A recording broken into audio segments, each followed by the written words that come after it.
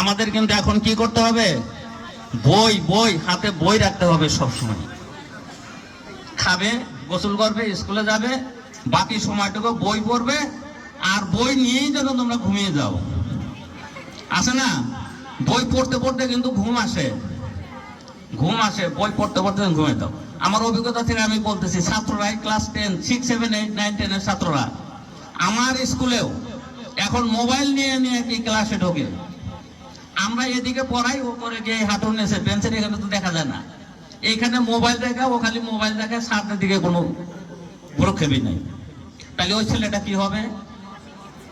আবার বাড়িতে পড়ে টেবিলের নিচে পায়ের উঠে মোবাইল রাখে, বই সামনে রাখছে, মা বাবা জানি দেখে যে আমার মেয়ে বা ছেলে পড়তেছে, অথচ সে কি করতেছে, মোবাইল দেখতেছে। এই কাজগুলো আমাদের করা যাবে না। তোমাদের ভবিষ্যৎ তোমাদেরই গঠন করতে হবে, তাই না? এটা কি করতে হবে? You must be very conscious about yourself.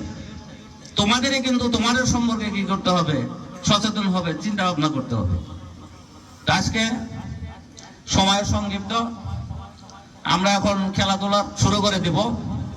আসলে জানো যে লেখাপড়ার পাশাপাশি ভালো খেলোয়াড় হতে হবে, ভালো গায়ক হতে হবে, সবই কিন্তু আমাদের অর্জন।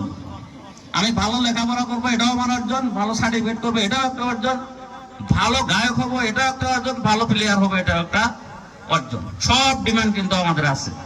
এটা মাথায় রেখে আসলে মানসিক এবং শারীরিক গঠনের জন্য এই খেলাধুলাটা অত্যন্ত গুরুত্বপূর্ণ। ছাড়ারা যারা আছেন এখানে, ফিজিক্যাল ছাড়া আছেন, এই বিষয়টা আপনার মাথায় রাখবেন।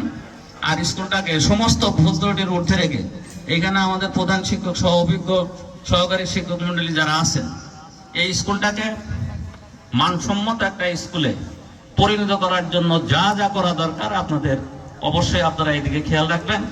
আজকে এই অনুষ্ঠানে উপস্থিত হওয়ার জন্য সবাইকে ধন্যবাদ জানিয়ে আজকে এই ক্রীড়া প্রতিযোগিতা আমি শুভ উদ্বোধন ঘোষণা করছি এবং সেই সঙ্গে সবাইকে ধন্যবাদ জানিয়ে আমি আমার বক্তব্য শেষ করছি। আল্লাহ হাফেজ।